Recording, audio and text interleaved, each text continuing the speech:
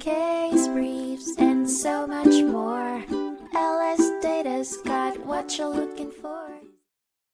In 1973, the Supreme Court heard the case of National Labor Relations Board v. Savair Manufacturing Company, which centered around the rights of employees to choose whether to join a union without coercion or improper inducement, as stipulated by the National Labor Relations Act. The case began when the National Labor Relations Board, NLRB, held a secret ballot election among production and maintenance employees at the request of the Mechanics Educational Society of America, the union. The union narrowly won the election, but the company refused to bargain with them, even after the NLRB ordered them to do so. This led to an unfair labor practice charge against the company. One argument raised by the company was that the union had distributed recognition slips to employees before the election, promising to waive initiation fees for those who signed up. The company argued this tactic was coercive and questioned its fairness. After a hearing, the NLRB sustained the allegations against the company and ordered them to bargain with the union.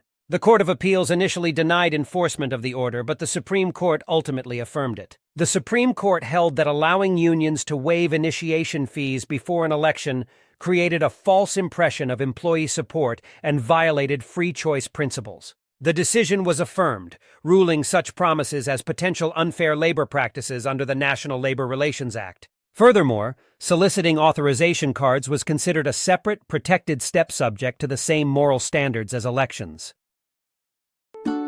Case briefs, and so much more. LSData's got what you're looking for. Visit lsc.law, elevate your mind. Leave the stress of class.